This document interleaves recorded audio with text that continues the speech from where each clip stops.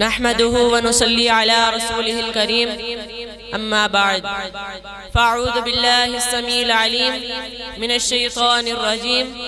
بسم الله الرحمن الرحيم وإنك لعلى خلق عظيم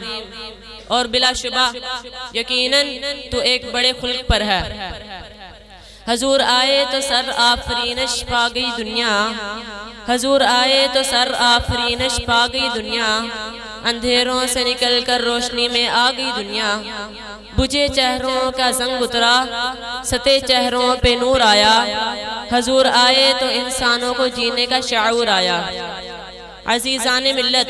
اور سنادید علم،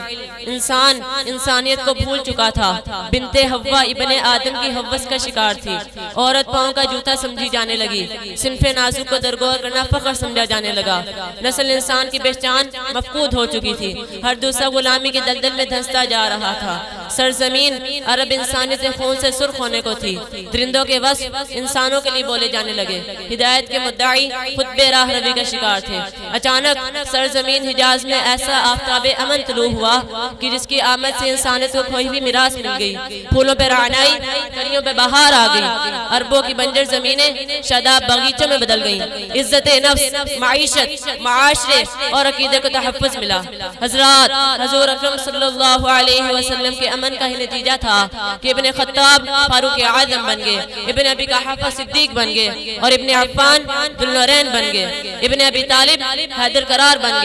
اور یہیں پر بس نہیں بلکہ لوگوں کا مال غصب کر کے اپنے پیٹوں کی آگ بجھانے والے آپ کے پیغام وَلَا تَأْكُلُوا أَمْوَالَكُمْ بَيْنَكُمْ بِالْبَاطِلِ، اور تم اپنا مال آپس میں باطل طریقے سے مت کھاؤ، کی بدولت لوگوں کے مال کے محافظ ہی نہیں بلکہ کفیل بھی بن گئے۔ کہیں آپ کے پیغام من قتل نفسا بغیر نفس او فساد فی الارض فکأنما قتل الناس جمیعا، جس نے ایک جان کو کسی جان کے بدلے کے بغیر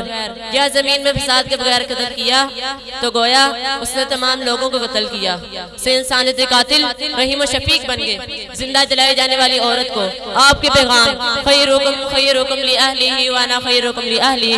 تم میں سے بہتر وہ ہے جو اپنے گھر والوں کے لیے بہتر ہو، اور تم سب کی نسبت میں اپنے گھر والوں کے لیے بہتر ہوں کی وجہ سے باعث افتخار سمجھا جانے لگا۔ حضرات، ظلمتیں چھٹ گئیں، تاریکیاں دم دبا کر بھاگ گئیں، نور کی کندیلیں اقصائے عالم میں روشن ہو گئی، حتیٰ کہ امن و امان کی خوشگوار ہوائیں فضائے عالم میں اس طرح چلنے لگیں کہ ایک عورت زیور سے آراستہ صنعاء سے حضر موت تک تنہا سفر کرتی ہے اور اسے خدا کے سوا کسی کا ڈر نہیں۔ حضرات، اگر نظر بصیرت سے آپ کی زندگی کا مطالعہ کیا جائے تو آپ کی زندگی کا ایک ایک لمحہ ہمیں امن و سلامتی کا پیغام دیتا ہے۔ کبھی حجر اسود کے نصب کرنے پر اختلافات کے اٹھنے والے شعاروں کو امن و سلامتی کے پھولوں میں تبدیل کر دیا، کبھی بد امنی کے علاووں کو ٹھنڈا کرنے کے لیے حضرت عثمان کو قریش مکہ کی طرف اپنا سفیر بنا کر بھیجا، کبھی صلح نامے کی تحریر میں امن و سلامتی کے لیے محمد الرسول اللہ کو مٹا کر محمد بن عبداللہ لکھوایا، کبھی ابو جندل رضی اللہ عنہ کو امن کا پرچم لہرانے کے لیے مشرکین مکہ کی طرف واپس کروایا،